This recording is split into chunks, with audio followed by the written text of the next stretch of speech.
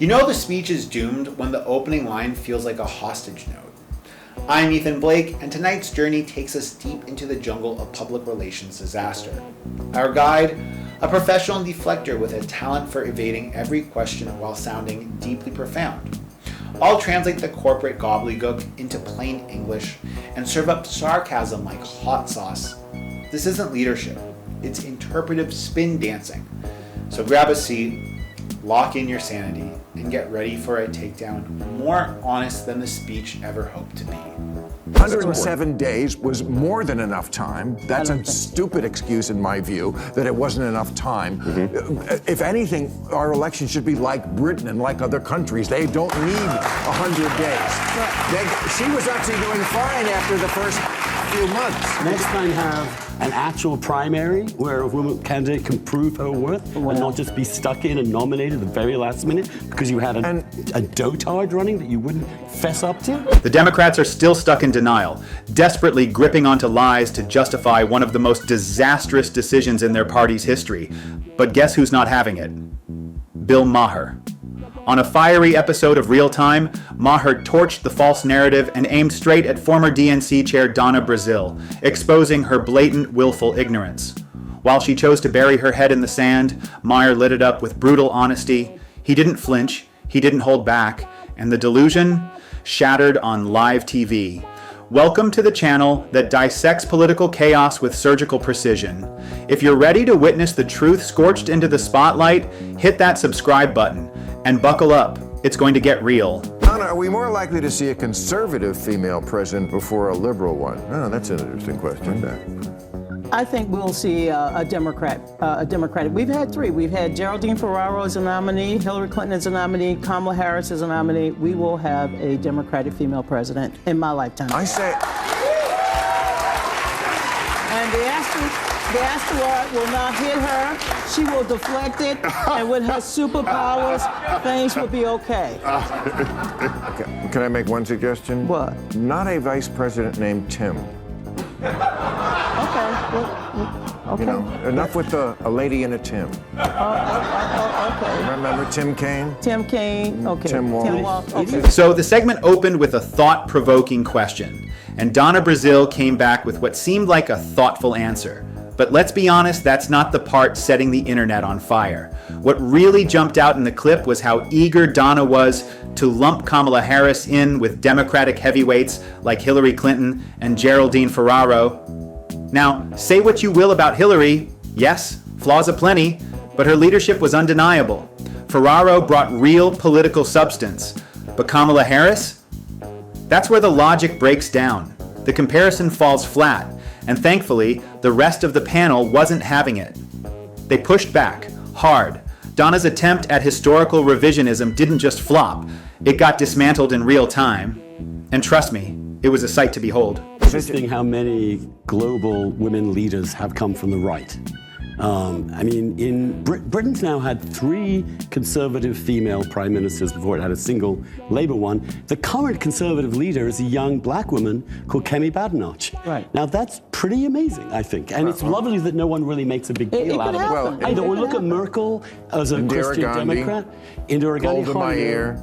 These are hard-ass women. Hard-ass women. And there's something about that Iron Lady kind of, I'm going to go to war with the whole feminine shtick that's kind of really potent in the human psyche. Well, I think people think that a woman leader has to kind of overcompensate a little towards strength, and people are drawn to strength. Andrew Sullivan and Bill Maher wasted no time cutting through Donna Brazile's spin. With razor-sharp observations and facts that hit like a freight train, they dismantled her arguments on the spot. And let's face it, this isn't just an American phenomenon. Around the world, more and more people are turning toward conservatism. Whether driven by economic anxiety, cultural preservation, or a hunger for real leadership, right-leaning parties are gaining steam. Why? Because progressive policies often come off as tone-deaf and disconnected. But don't get it twisted. This global shift isn't why Kamala Harris failed to connect with voters. No, her political shortcomings go way beyond ideology. And as we'll uncover shortly, her unraveling is a masterclass in tone-deaf leadership, not party affiliation. Next time have an actual primary where a woman candidate can prove her worth and not just be stuck in and nominated at the very last minute because you had a dotard running that you wouldn't fess up to?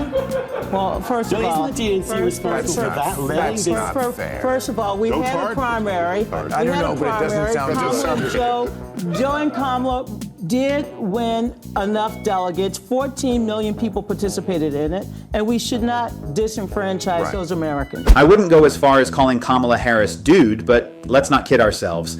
Her behavior both in the White House and on the campaign trail left voters scratching their heads. She had this inexplicable habit of breaking into laughter at completely inappropriate moments, dodging serious questions with wordy, vague responses that went absolutely nowhere. And those infamous word salads, cringe doesn't even begin to cover it. Instead of showing strength and clarity, she came off as confused, unprepared, and worst of all, completely out of touch. Half the time, it looked like even she didn't understand what she was saying. That's not just embarrassing, it's a credibility crisis. And when you're one heartbeat away from the presidency, that matters. But here come the Democrats, deep in denial, refusing to acknowledge the obvious. They spin it as if Kamala's weak campaign was due to only having 107 days to make her case, as if time was the issue. Spoiler alert, it wasn't. What little message she did communicate was a disorganized jumble of buzzwords, lacking vision, passion, or coherence. That's not about time. It's about the candidate. And that's precisely where Bill Maher stepped in, torching the spin with the kind of raw, unfiltered truth the left pretends to want, but always seems to reject. He didn't sugarcoat it, he exposed it. And the silence from his critics said it all. There have been so many wrong things said here by everybody. I'd like to correct some of them. She's not a dotard. Shirley Chisholm didn't get anywhere. That's to our point. No, it takes a different kind. It lays some groundwork for others later. 107 days was more than enough time. That's a stupid excuse in my view, that it wasn't enough time. If anything, our election should be like Britain and like other countries. They don't need 100 days. She was actually doing fine after the first few months. In today's non-stop media circus, where every second of the news cycle is flooded with cable panels, podcasts, viral clips, and non-stop commentary, presidential candidates don't need 100 days to make an impression. They need a message. And Kamala Harris, she had all the airtime she could have asked for. The average voter today is bombarded with content morning, noon, and night. Every debate, every interview, every awkward laugh is dissected in real time. So no, the tired 107 days excuse that Democrats love to recycle doesn't hold up. Kamala Harris wasn't lacking exposure. She was lacking connection. Her campaign felt adrift. Her speeches were vague, her delivery stiff, and her public image came off like it was crafted by a PR firm desperately searching for authenticity. Voters don't need polished, they need purpose, and Kamala never delivered. This wasn't a matter of time, it was a matter of substance. And the brutal truth the Democratic establishment refuses to face is this: there just wasn't much there. Not in the message, not in the presence, and not in the leadership. And that silence you hear, that's the sound of reality catching up. After winning 81 million votes, Donald Trump never conceded the election. Correct. Okay, he continued to lie. He continued to fabricate. Kamala Harris and Joe Biden won the hearts and minds of the American people, as well as the Electoral College, yet they were never given a mandate to do anything. Wait, what? Hold up. Are we still talking about Kamala Harris, or did we just get dragged into another Trump tangent? 1 second we're dissecting Harris's disastrous run as a candidate, and the next we're rehashing Donald Trump's refusal to accept the 2020 results. This is the oldest trick in the political playbook. When the argument starts falling apart, they panic and scream, Trump. It's not debate, it's distraction. A last-ditch Hail Mary to avoid defending Harris on her own record. Because let's face it, they can't. So instead, They reach for the boogeyman. Classic misdirection. But we're not falling for it. Stay focused. Roll the clip, keep it locked, and let's finish exposing the truth. Kamala Harris had to step up. Now, what other Democrat could have stepped up in that period of time? We're not arguing about that. All right. We're arguing the campaign she ran. They How asked do her we- what she would do differently. She said, I can't think of anything. That's terrible. How do She we did not- do we trust a party that was telling us with a straight face that Joe Biden could be president for 4 more years without any problem whatsoever? That's what the Democrats were telling us. Well, It was a that's- massive lie. We saw through it. Everyone saw through it. Once again, Donna Brazile reached into the old political bag of tricks and tried to pull a classic pivot. But this time, Bill Maher wasn't playing along. He cut through the noise and stopped her mid-spin. The discussion was sharply focused on Kamala Harris and her lackluster, uninspired campaign. A campaign that failed to connect with voters, failed to energize the base, and ultimately failed to build any serious momentum. But instead of grappling with that truth, Donna tried to rewrite the narrative. She praised Harris's bravery in stepping up to fill Biden's shoes, as if merely showing up was enough to excuse the campaign's glaring flaws. But that wasn't the issue. No one questioned Harris's willingness to serve. The issue was her competence, her vision, and her ability to lead. Maher saw the dodge coming from a mile away and wasn't having any of it. He yanked the conversation right back to reality and exposed the deflection for what it was. It was a textbook example of political spin. When you can't defend the facts, change the subject. But Maher, he stayed locked in. And what followed next was equal parts hilarious and baffling. A moment that showed just how desperate the defenses have become. What does the panel think of Ellen leaving the country? Oh, this I find so fascinating because first Ellen is canceled by the left. I mean, she said I was kicked out of show business. That wasn't from the right. That was because she had a toxic workplace and all the things that the people are. So then Trump so she's canceled by the left in her country, but then she's leaving the country because the right got elected. I'm just asking about that. It doesn't completely compute, right? Did she sell her Do you house? think she's really going to leave? Yes, the she's already there. country? Where? And she announced Which it, one? England, Cotswold, England. Yeah. Yeah. I don't know. I know. I've met her mother, and I don't think she would have agreed with that. The mother is very down to earth. Her mother. She's always lived in LA, right? And Yes. now she's in the Cotswolds. I give it like 4 months.